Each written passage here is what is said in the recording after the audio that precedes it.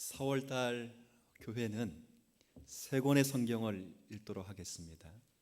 구약 성경 가운데는 오늘 읽은 사사기와 룻기 말씀을 읽고 그 남은 며칠은 신약 성경 가운데 야고보서 말씀을 읽습니다. 오늘은 2일이니까 사사기 2장을 만나게 됩니다. 간구하옵고 축복하옵기는 4월 한 달 이 세 권의 성경을 매일 한 장씩 여러분 읽고 매일의 양식과 만나로 삼는 우리 주님 사랑 교회 모든 교우들 되시기를 주님의 이름으로 축복합니다. 말씀을 먹어야 힘이 납니다. 그죠? 자, 우리가 이제 그 가운데 첫 번째 만나는 성경은 사사기인데, 사사기. 누가 묻죠? 목사님, 사사기가 뭡니까? 사사기가 뭐예요? 사사기 말 그대로 사사들의 기록입니다. 사사들의 기록. 그러면 또 묻지요. 목사님, 사사가 뭡니까? 사사. 사사 한자 표현보다는 원래 갖고 있는 히브리어 원어적 표현이 좋습니다. 그 원어를 직역하면 이 사사의 뜻은 다스리다, 그리고 재판을 하다, 그런 뜻입니다. 그러니까 이스라엘의 총체적인 난국 속에서 하나님이 사사를 세우셔서 당신의 백성을 다스리시고 재판하시고 이끌어 가신 사람들, 그런 사람들을 뭐라 부른다고요? 사사, 다스리다, 재판하다. 사사기는 이런 사사들의 활동들이 기록되어 있기 때문에 우리가 사사기를 읽으면 대부분 사람들의 집중하기를 또 많이 그렇게 빠집니다. 여러분, 유명한 것처럼 사사기를 읽으면 가장 유명한 사사 가운데 한 사람 꼽으라 그러면 자, 누굴 꼽습니까? 그렇죠. 그렇죠. 여자 잘못 만나가지고 머리 다 깎여가지고 힘 빠진 사람 누가 있어요? 그렇죠. 300명의 용사를 데리고 미디안 수만 명의 군대를 물리친 또 누가 있어요? 기드온. 남자만 하면 되겠죠. 여자 가운데 용맹한 사사, 선지자이면서도 사사이면서도 하나님 백성에게 말씀을 가르쳐는 그 용감한 사사 누가 있죠? 성은 드시오, 이름은 보라. 이름 뭡니까? 정말 성은 드시 아닙니다. 그렇게 또 오해하지 마시고 이해하기 쉽게 드보라가 있습니다. 사람들이 보이죠? 모세가 보이고 기드온이 보이고 드보라가 보입니다. 그런데 하나님께서는 사사기를 내실 때 이 사사들의 활동 자체를 목적으로 주신 성경이 결코 아닙니다. 오히려 사사기는 그런 사사를 보내실 수밖에 없는 이스라엘 백성들의 전반적인 처참한 상황들을 고발하는 책입니다. 쉽게 설명하면 오죽했으면 비상한 방법으로 당신의 백성들을 구원해 내실 수밖에 없었는가. 그러니까 왜 이스라엘 백성들이 무너지고 실패했는가, 이걸 보여주는 것이 사사기입니다. 또 반대로는 그런 무너지고 실패한 이스라엘 백성들의 삶에도 불구하고 단순히 책망과 저주만 하지 아니하시고 하나님이 자기 백성을 사랑하시기 위하여 사사들을 보내신 하나님의 사랑, 그리고 하나님의 어떠하심, 이것을 보여주는 성경이 사사기입니다. 부디 사사기를 읽으면서 사람들이 집중하지 마시고 이 양면성, 이스라엘 백성들의 실패한 모습과 그럼에도 불구하고 하나님이 자기 백성들을 향하여 내시는 하나님의 사랑과 어떠하심을 잘 이번 달 분별해서 읽어나가 우리의 양식으로 삼았으면 좋겠습니다. 오늘은 그런 맥락 가운데 특별히 2장을 읽었는데 그 2장에는 바로 이 부분이 잘 표현되어 있습니다. 하나님께서 신앙상 실패한 이스라엘 백성들을 방관하지 않으시고 찾아오셔서 그 백성들의 실패를 꾸짖고 책망하시는 내용이 바로 2장의 내용입니다. 오늘 2장의 내용을 보면서 이 이스라엘 백성들의 실패가 무엇인가, 이것을 확인해 보고 그 실패를 거울 삼아 우리가 다시는 그런 실패를 반복하지 않을 성도로 다짐할 수 있는 우리 모두가 되었으면 좋겠습니다. 이 실패를 왜 말씀드려야 되냐면 이 실패는 사사기 내내 이스라엘 백성들이 반복하는 실패입니다. 반복하는 실패. 그래서 이 실패를 확인해야만 우리가 동일한 실패를 우리가 범하지 않고 하나님의 뜻을 구할 수 있겠다. 그래서 오늘 이 세 가지 실패를 흐름상 순서대로 말씀을 좀 드리려고 합니다. 자, 이스라엘 백성들의 첫 번째 실패가 뭐냐? 그리고 첫 번째 실패는 백성들이 여호와의 말씀에서 떠났다는 것입니다. 떠났다, 불순종했다는 것입니다. 여기 2절의 말씀을 한번 제가 읽어드리겠습니다. 2절에 너희는 이 땅의 주민과 언약을 맺지 말며 그들의 제단들을 헐라하였거늘. 자, 같이 한번 읽어주세요.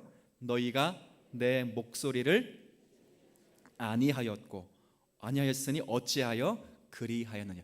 왜 내 목소리를 듣지 아니하였나? 분명 나는 이스라엘 백성들이 가나안 족속들과 언약을 맺어서는 안 된다 말했고, 나는 분명 그 가나안 족속들이 섬기는 모든 제단과 예배상을 다 엎으라 그렇게 말했다. 그런데 왜 너희는 내 말을 따라 하지 않았느냐, 그거죠. 바꿔 말하면 가나안 모든 족속들을 다 쫓아내라고 말했다. 그런데 왜 쫓아내지 아니했느냐라고 묻는 것입니다. 여러분, 이스라엘 백성들이 왜 가나안 족속들을 안 쫓아냈냐면 그 어제 읽은 1장의 내용에 나와 있습니다. 왜 그들이 쫓아내지 않았냐면 그 이스라엘 백성들이 가나안 땅에 들어가니까 이 가나안 땅들의 성읍이 너무 높은 것입니다. 자기들은 병정처럼 군사를 지어서 대오를 갖추어서 행군하는데 그들이 섬기는 그들의 성읍은 마치 만리장성과도 같아서 너무 높아서 능력이 부족해서 그 성읍에 사람들을 쫓아내지 못했습니다. 그렇게 토를 다는 것입니다. 뿐만 아니라 그 성읍의 주민들이 가지고 있는 그 군사 무기가 철병기 때문에 우리는 도저히 우리의 문화로는, 우리의 병기로는 그 민족들을 몰아낼 수가 없었습니다. 그렇게 이야기를 하는 것이죠. 그러니까 철병기라 말하는 것은 철탱크라 그런 거예요. 그러니까 이스라엘 백성들은 딱 총 들고 들어갔는데, 쉽게 설명하면 이 가나안 족속들은 탱크를 가지고 덤벼들고 있으니까 쫓아낼 수 없었다. 그렇게 이야기를 하는 것입니다. 그런데 오늘 하나님의 평가는 다릅니다. 너희들이 쫓아낼 수 없었던 것이 아니라 일부러 쫓아내지 않았다는 것이 오늘 2장의 평가입니다. 자, 2장 1절 한번 보시죠. 자, 여호와의 사자가 나타나서 뭐라 말씀하는지 보십시오. 여호와의 사자가 길갈에서부터 복임으로 올라와 말하되, 자, 같이 한번 1절 같이 한번 읽어주시겠어요? 내가 너희를 애굽에서 올라오게 하였고 내가 너희의 조상들에게 맹세한 땅으로 들어가게 하였으며 또 내가 이르기를 내가 너희와 함께한 언약을 영원히 어기지 아니하리라 그렇게 말씀하였는데 너는 지키지 않았다. 이렇게 되어 있다고요. 그럼 이 말은 사실은 능력이 부족해서 그 가나안 원주민들을 쫓아내지 못한 것이 아니라 그 능력이 많음에도 불구하고 일부러 철병기와 높은 요새를 갖고 싶어 그 성읍들의 주인들을 쫓아내지 아니한 것이다. 그렇게 이야기를 하는 거예요. 능력의 문제라면 오늘 1절에 뭐라 말합니까? 하나님이 이스라엘 백성들을 어떻게 애굽에서 인도해내는가? 칼과 창으로 인도해내지 않았습니다. 하나님의 10가지 재앙으로 이스라엘 백성들을 애굽에서 기적같이 내보내시고, 홍해를 어떻게 건넜습니까? 배 타고 건넌 거 아닙니다. 마른 땅같이 건넜습니다. 광야 40년을 어떻게 보냈습니까? 옷이 헤어지지 않게 하시고 신발이 닳지 않게 하시고, 저들이 추수를 하거나 씨를 뿌리지 않아도 만나와 메추라기와 그리고 수많은 물을 공급하시며 기적과 보호하심으로 저들을 먹이시고 입히셨습니다. 요단강을 어떻게 건너는가? 배 타고 건너지 않습니다. 마른 땅같이 건너고, 난공불락의 성인 여리고성을 어떻게 무너뜨렸는가? 한 사람의 피 한 방울 흘리지 않고 말씀으로 기적으로 그 성을 무너뜨렸습니다. 능력으로 무너뜨렸습니다. 능력으로 건넜습니다. 능력으로 모든 것을 제압했습니다. 그런데 너희들은 그 능력이 너희와 함께하고 있음에도 불구하고 너희들은 일부러 그 말씀을 청종하지 아니했다. 이것을 이야기하는 거예요. 오히려 이스라엘 백성들은 가나안 땅의 제단 헐기를 원하지 않았고 가나안 백성들의 족속들을 쫓아내기를 원하지 않았고 오히려 그 백성들을 노예로 삼아서 밭일을 일구고 집에서 봉사하게 하고 몸종으로 여기는 마음으로 쫓아내지 않았다는 것입니다. 그래서 하나님이 그 백성들의 죄를 이렇게 꾸짖으면서 3절 한번 보십시오. 하나님이 어떻게 했는지 이런 진노를 선언하십니다. 그러므로 내가 또 말하기를 내가 그들을 너희 앞에서 쫓아내지 아니하리니 그들이 너희 옆구리의 가시가 될 것이며 그들의 신들이 너희에게 올무가 되리라 하였노라. 이게 무슨 말이에요? 바꿔 말하면 너희들이 쫓아내지 아니하였기 때문에 나도 가나안 족속들을 쫓아내지 아니할 것이다. 그래서 너희들에게 가시가 되게 할 것이고 올무가 되도록 내가 그렇게 만들 것이다. 이런 화를 선언하는 것입니다. 저는 이 말씀을 보면서 이제 그런 생각을 하게 됩니다. 순종했으면, 분명히 이스라엘 백성들이 순종했으면 그것을 밟고 일어섰을 텐데 그들이 불순종함으로 그것들이 오히려 옆구리에 가시가 되고 올무가 되는 것, 이것이 오늘 성경이 우리에게 고발하는 그런 실패적인 죄악들입니다. 혹시 여러분 가운데 여러분들을 괴롭히는 상당한 가시들이 있다면 그 상당수가 혹시 여러분들의 불순종 때문에 온 것은 아닌지 곰곰이 생각해 보실 줄 알아야 됩니다. 저는 목회를 하면서 그런 사람들을 많이 봅니다. 분명히 딛고 일어서기만 하면 그 딛고 일어선 것 때문에 하나님의 축복과 놀라운 복을 수없이 많이 받았을 텐데 오히려 딛고 일어서야 될 것이 가시가 되고 올무가 되어서 저들이 힘이 되어야 될 것이 오히려 장애가 되고 축복이 되어야 될 것이 저주가 되는 그런 놀라운 일들을 많이 봅니다. 저는 여러분에게 촉구합니다. 하나님의 말씀에 즉각적으로 순종할 수 있는 우리 모두가 되었으면 좋겠습니다. 하나님 앞에서는요, 철저하게 순종하지 않으면 두고두고 그것이 가시가 될 수밖에 없습니다. 혹시 여러분 가운데 이렇게 묻는 분이 있어요. 목사님, 정말 그러면 순종하면 됩니까? 네, 순종하면 됩니다. 하나님께서 1절에 뭐라 말씀하셨어요? 하나님이 기적과 성실함으로 너희들을 애굽 땅에서 인도해 내지 않았느냐? 하나님이 기적과 성실함으로 40년 광야 생활을 보내도록 하시지 않았느냐? 하나님이 기적과 성실함으로 너희들 요단강을 마른 땅같이 걷게 하셔서 여리고 난공성의 불락을 무너뜨려 주시지 않았느냐? 내가 너희들의 보호자가 되고 내가 너희들의 공급자가 되고 내가 너희들의 필요를 채우는 분이다. 너는 뭐만 하면 된다고요? 순종하면 된다 그 말입니다. 다른 사람이 필요 없고 다른 언약이 필요 없고 다른 신이 필요 없도록 내가 너희를 만들 것이니 너희들은 내 말씀에 내 언약에 지금 순종하면 되는 것이다. 그걸 묻는 거죠. 지금 순종하지 않고 뭉구적거리면 앞날이 험악한 것입니다. 이스라엘 백성들의 고질적인 질병, 사사기를 통해서 하나님께서 이스라엘 백성들의 죄악을 고발하는 것은 바로 이겁니다. 지속적으로 여호와의 말씀에 불순종하는 거예요. 왜 불순종하는가? 작은 이익 때문에. 그 작은 이익이 너무 아름답고 자신들을 행복하게 보여주기 때문에 그래요. 생각해 보십시오. 40년 광야를 나그네처럼 살았어요. 40년 동안 천막같이 노숙자처럼 그렇게 살아왔는데 가나안 땅에 들어오니까 철기 문화가 있고 지금 시골로 보면 높은 고층 빌딩들이 많고 문화와 혜택과 의료시설이 너무 가득한 거예요. 하나님이 죽이라니까 이해가 안 되죠. 이렇게 행복한 땅에 들어왔는데 왜 그것을 다 내몰아야 됩니까? 이해가 되지 않아 순종하지 않았습니다. 그런데요, 그게 올무가 되고 가시가 되는 것입니다. 물고기가 바닷속과 강속을 이렇게 헤매고 다닐 때 가장 물고기가 아름답게 보이는 것은 뭐가 아름답게 보이겠어요? 의당 낚시꾼들이 던진 미끼가 가장 아름다워 보입니다. 그렇죠?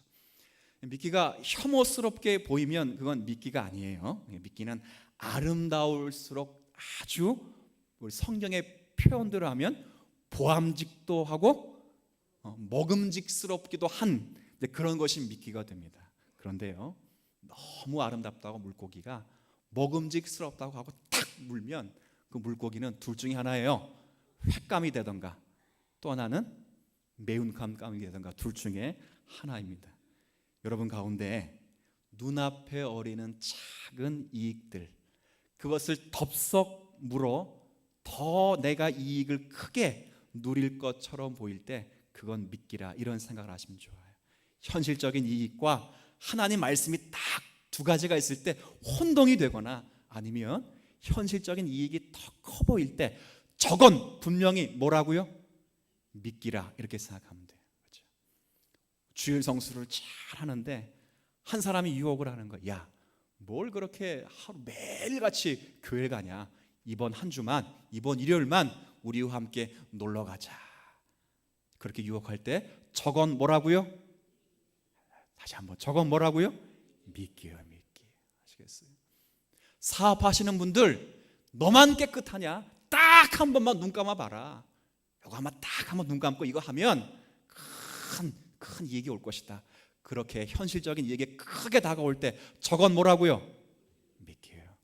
물면 큰일 나는 것입니다. 순종할 때 하나님의 은혜와 축복이 있는 줄 믿습니다. 여러분, 순종하기를 하나님은 원하시는 거예요. 왜 전도를 해야 돼요? 왜 여러분이 11조를 해야 돼요? 제가 이성적으로 납득할 만한 지식들을 다 동원해서 여러분에게 말씀드릴 수도 있습니다. 그러나 더 중요한 건 하나님의 뭐기 때문에, 명령이기 때문에 그렇습니다. 이스라엘 백성들이 뭐에 실패했다고요?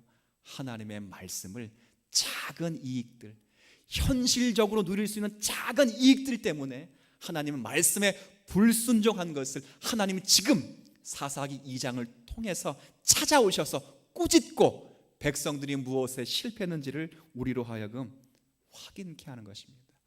오늘 이 말씀을 들은 사랑하는 성도 여러분, 주의 말씀을 여러분이 받고 듣고 여러분이 그 말씀을 이해하셨다면 그 말씀에 즉각적으로 순종하셔서 하나님의 뜻이 여러분의 인생을 통해서 이루어지는 은혜가 있게 되시기를 주의 이름으로 부탁을 드리겠습니다. 순종이 필요합니다. 순종. 두 번째는요, 왜 이스라엘 백성들이 실패하냐면, 두 번째는 변화 없는 회개 때문에 실패했습니다. 그러니까 회개는 하는데 뭐가 없다고요? 삶의 변화가 없습니다. 오늘 3절에 분명히 하나님이 진노를 선언했어요.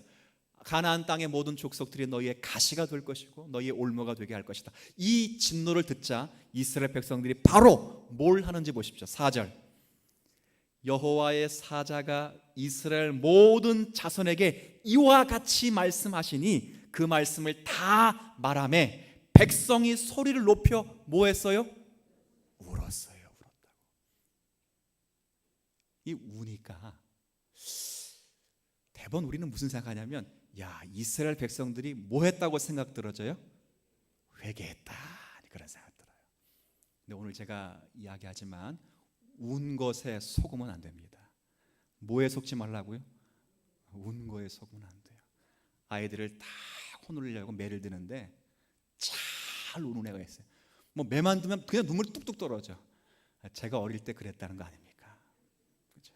그러면 부모님이 때려요, 안 때려요? 안 때리죠. 그럼 삶은 바뀌어요, 안 바뀌어요?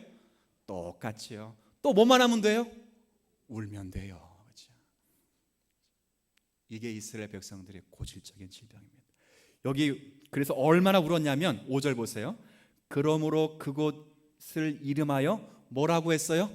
복임. 이 복임이라고 하는 건 성경 여러분 밑에 풋노트가 되어 있는데, 이 복임은 우는 자들, 그러니까 울보의 울보. 얼마나 백성들이 하나님의 음성을, 진노의 음성을 듣고 울었냐면 모든 백성이 너무 통곡하여 울어서 그 지명 자체를 바꿨어요. 뭐라고? 울보로. 울보. 너무 울었다는 거예요. 너무 울었기 때문에 당연히 회개했겠지 생각할 겁니다. 그리고 5절 후반에는 거기서 여호와께 모두 드렸어요? 제사를 드려. 당연히 얘네들이 회개했구나 라고 생각하지만 진정한 회개가 아닙니다. 왜요? 바로 그 다음에 11절.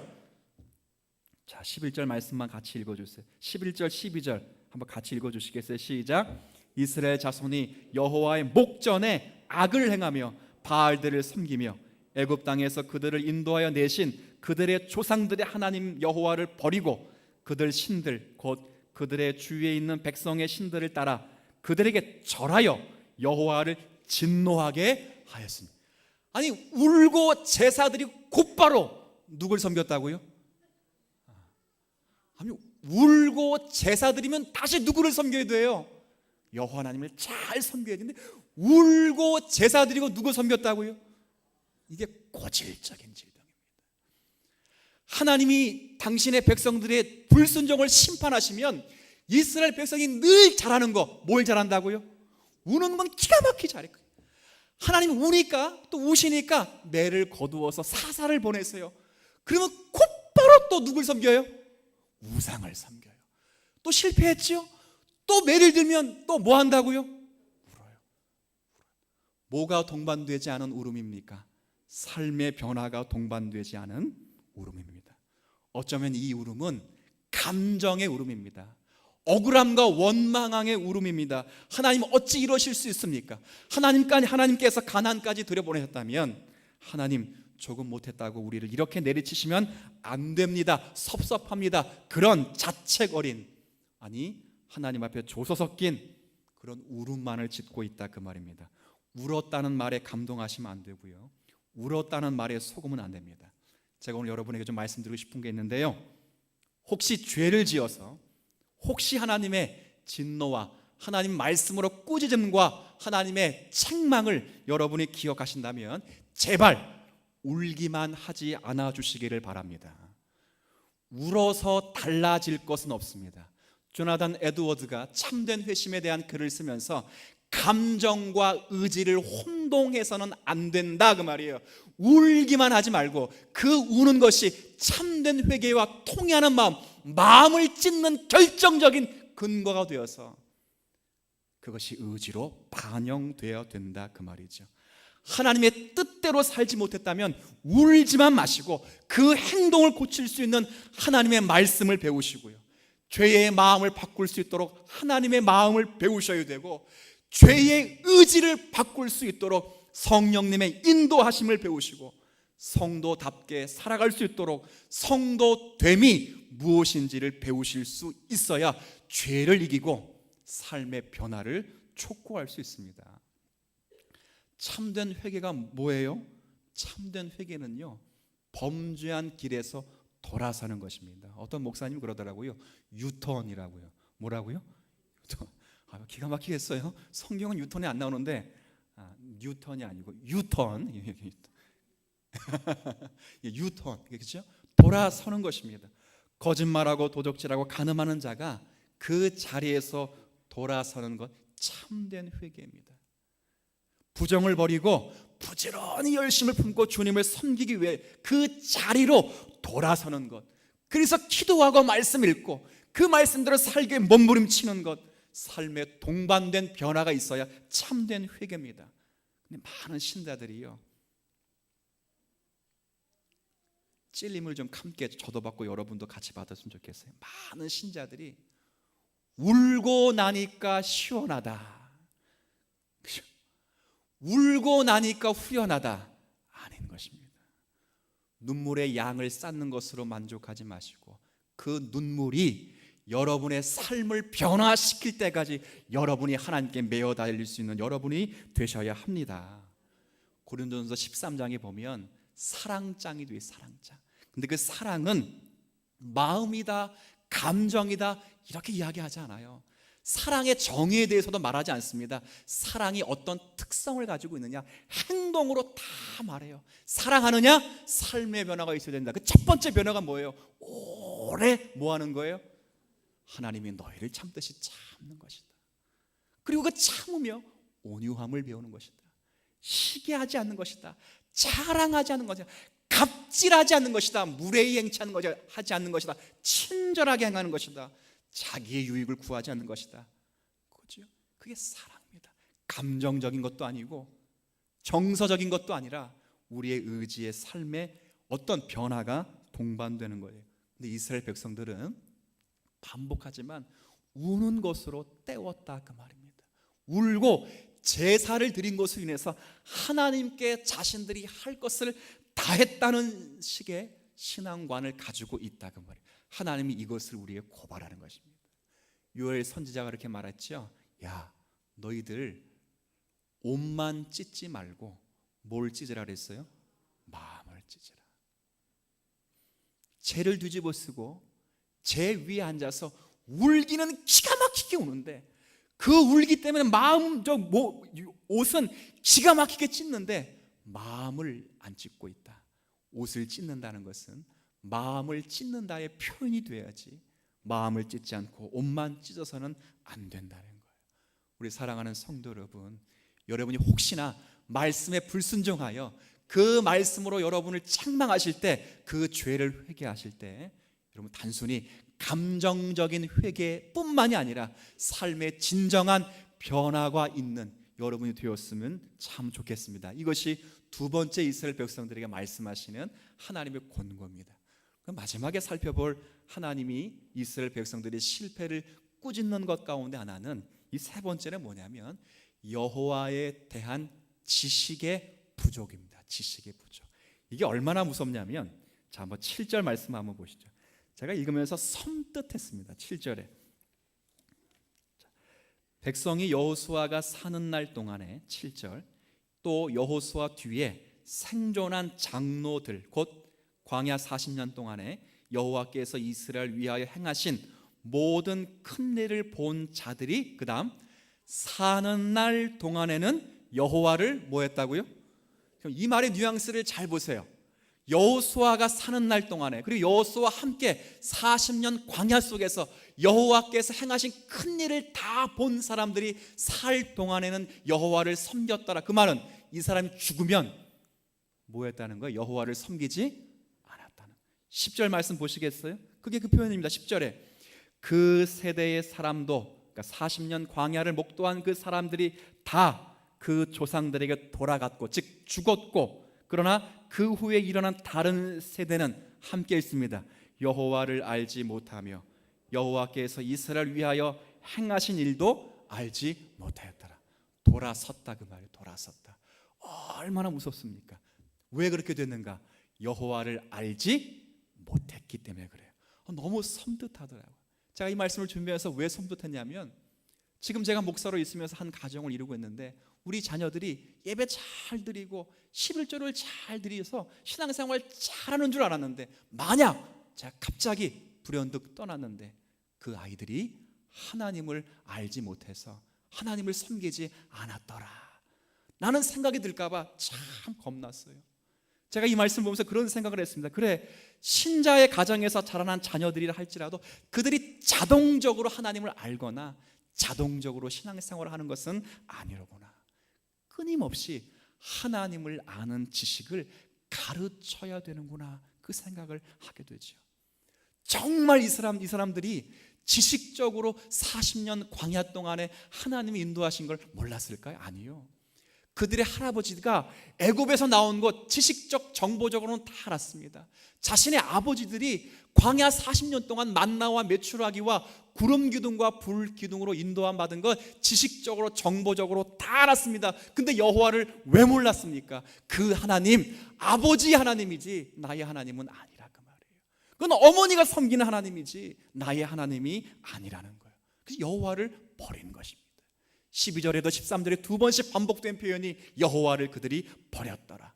여호와를 그들이 버렸더라. 왜요? 여호와를 알지 못하기 때문에 그랬다 그 말이에요. 하나님 수없이 듣고 하나님 수없이 부르지만 저들이 진정 여호와를 아는 지식이 없어서 버렸다는 거예요. 이거요, 예배를 안 드렸다 그렇게 말하면 안 돼요. 사사기를 잘 읽으면 이 사람들이 제사도 드리고 우상 숭배도 합니다. 그러니까 하나님이 하자도 안 꺼낸 것이 아니에요. 제사 드리고 11조 했는데 마음으로 여호와를 버렸다는 거예요. 이게 얼마나 무섭습니까? 왜 그런 현상이 일어나요? 여호와를 알지 못했기 때문에 그래요. 우리는 하나님을 아는 지식을 깊이 가져야 돼요. 단순히 정보적으로 그렇게 아는 것이 아니라 정말 하나님이 무엇을 좋아하시는지, 하나님이 무엇을 싫어하시는 것인지 이것을 우리가 알지 못하면 신앙을 감정만으로 몰아붙이는 경우가 참 많습니다. 그런 말 많이 하죠.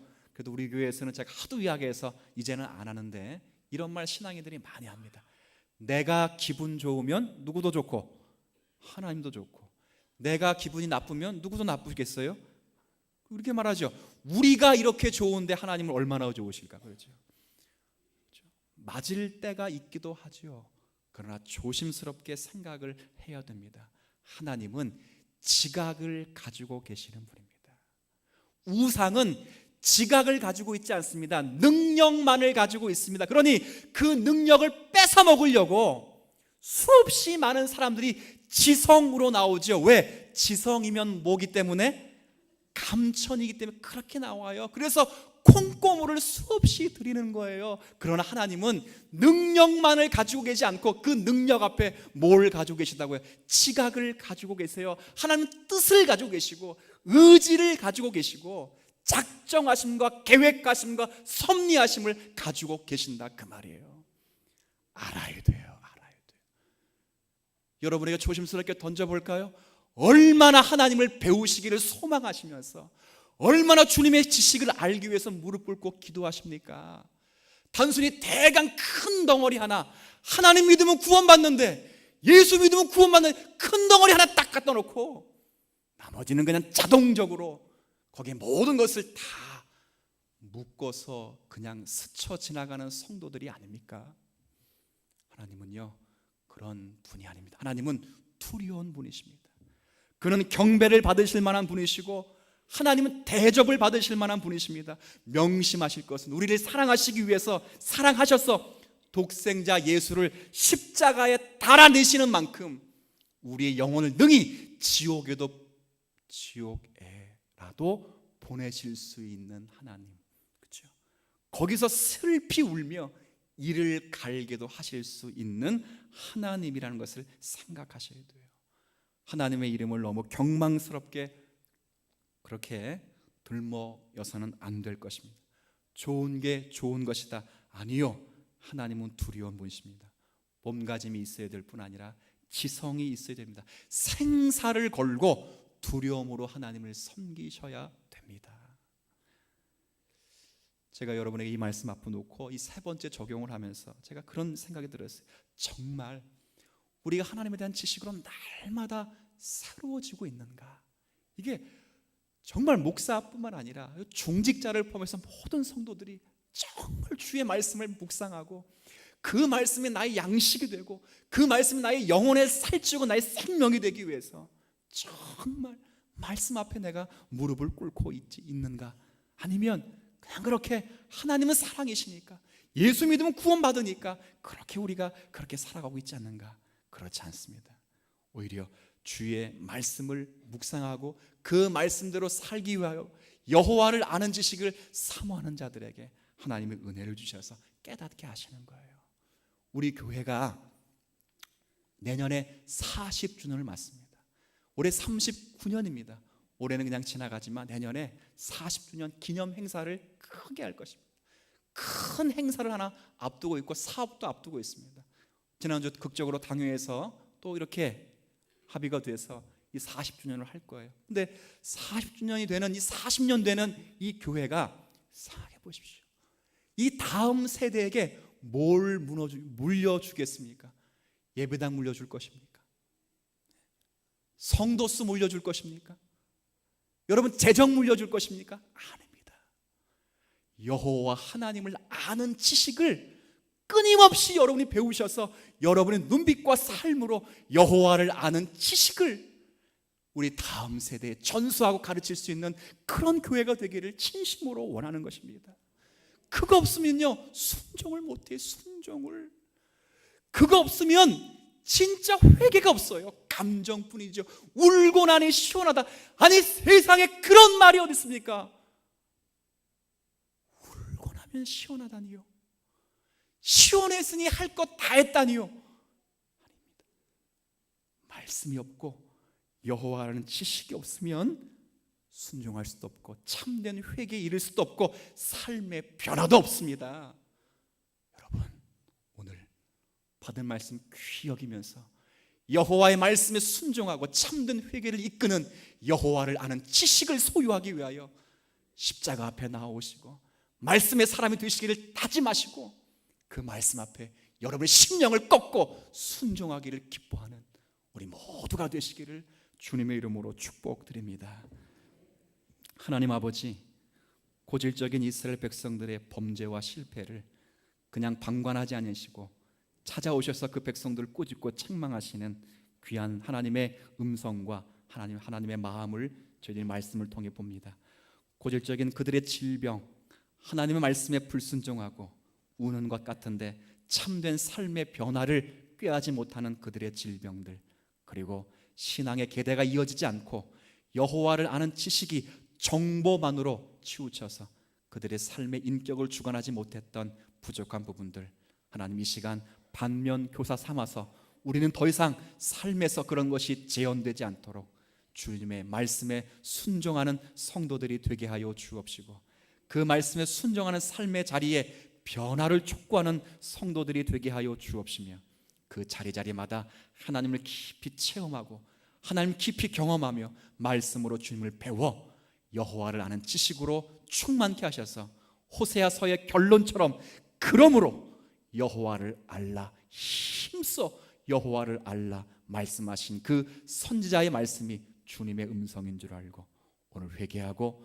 돌이켜 말씀을 아는 성도의 삶을 살아가는 성도들이 되게 하셔서 40주년이 되는 즈음에서 우리 모든 믿음의 다음 세대에 여호와를 아는 지식을 전하는 그런 교회가 되게 하여 주옵소서.